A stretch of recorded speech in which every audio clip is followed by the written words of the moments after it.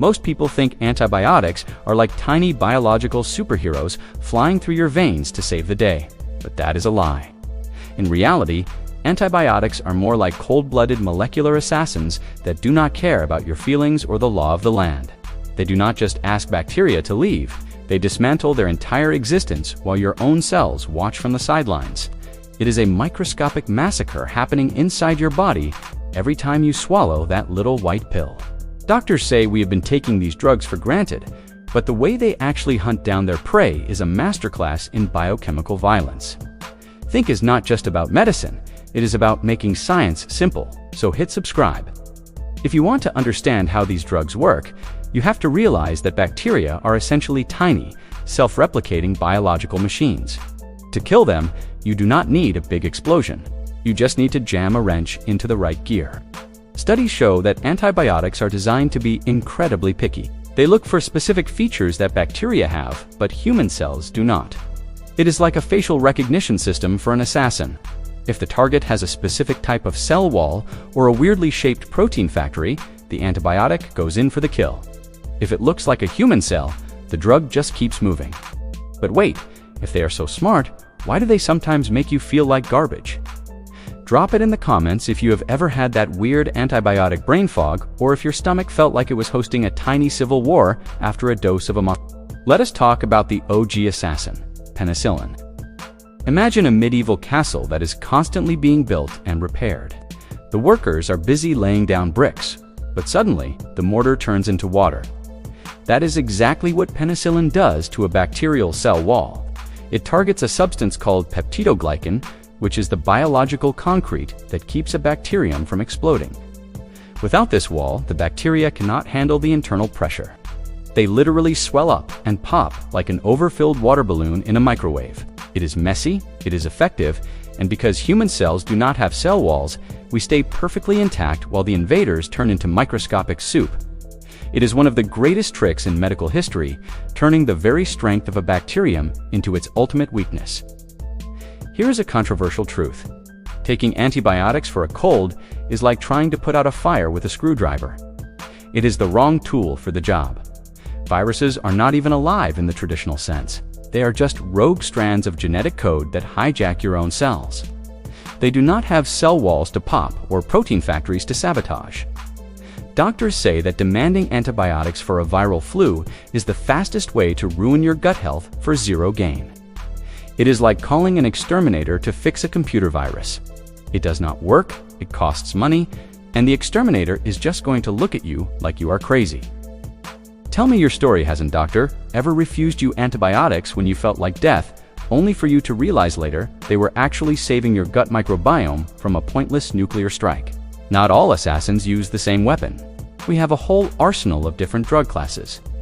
From the classic beta-lactams like penicillin to the heavy-hitting macrolides and tetracyclines, each class has a specific mission profile.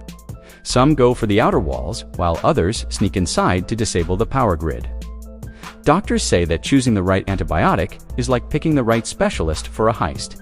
You do not send a lockpicker to blow open a vault with C4, and you do not use a broad-spectrum antibiotic when a narrow-spectrum one will do. This precision is what keeps modern medicine from being a blunt instrument of chaos. You will want to hear this next, because we are going deep into the factory floor where the real sabotage happens.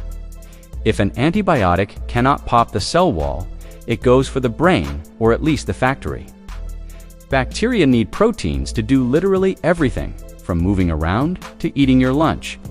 They use these tiny machines called ribosomes to churn out these proteins. Human ribosomes are different enough that antibiotics, like tetracycline, can ignore ours and focus entirely on the bacterial version. These drugs are essentially industrial saboteurs. They sneak into the bacterial factory and throw a handful of gravel into the assembly line. The ribosomes jam, the proteins stop flowing, and the bacteria just sit there, paralyzed.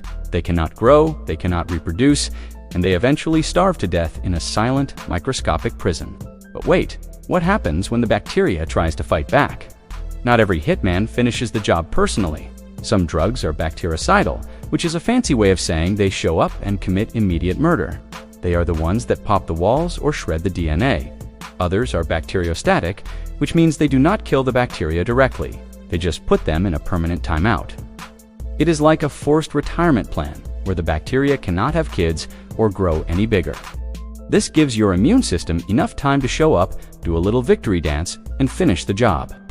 Think of it as the antibiotic holding the bully's arms back while your white blood cells get to land the finishing punches. It is a team effort, and honestly, your immune system loves the assist. Some drugs go straight for the genetic blueprint.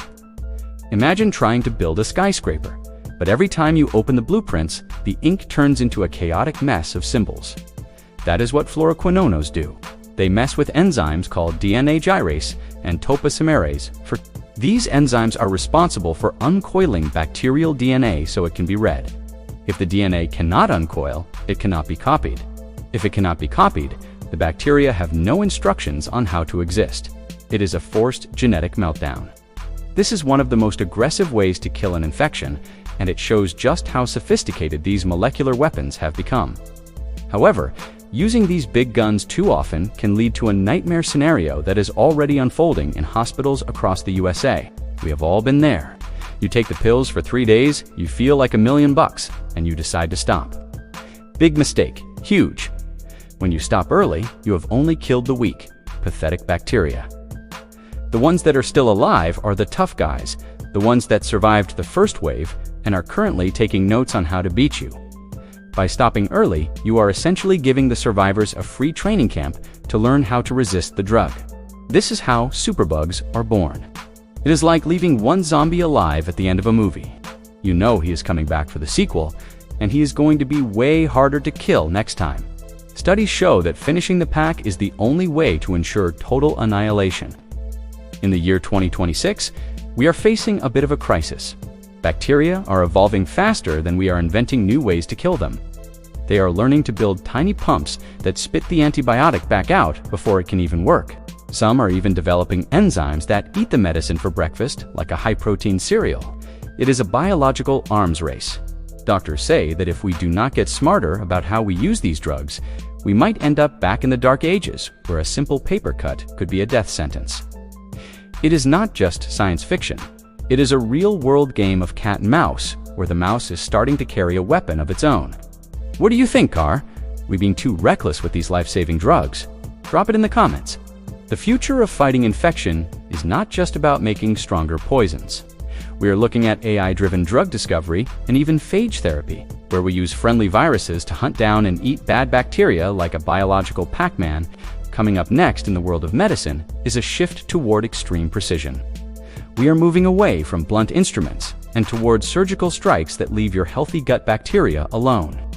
The goal is to keep us healthy without turning our bodies into a microbial wasteland. This journey into the world of molecular assassination shows just how incredible human ingenuity is, but it also reminds us that we are part of a never-ending battle for survival. Stop scrolling, hit subscribe, and let us make science simple together. Think is not just about antibiotics, it is about making science simple, so hit subscribe. Drop your take in the comments and keep watching.